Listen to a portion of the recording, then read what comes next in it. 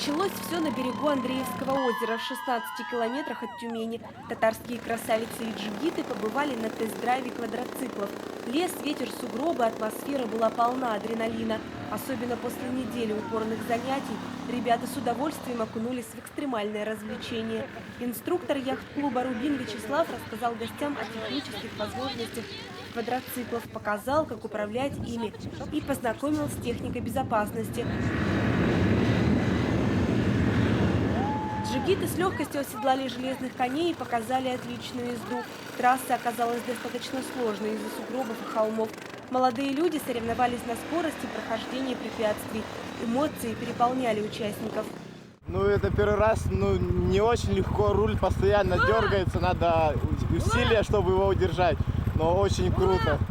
Татарские красавицы смогли оценить умелую езду джигитов на собственном опыте. Молодые люди подарили девушкам увлекательный аттракцион, катая их по полю и лесу.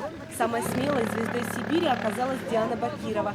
Девушка пожелала сама освоить управление квадроциклом. Правда, первый блин вышел комом. Диана, как человек искусства, не нашла общий язык с техникой, но пообещала себе наладить эти коммуникации. Отличное впечатление, но пока не очень хорошо получается водить. София Хайруллина, Рамиль Нигматуллин, ТНВ, Тюмень.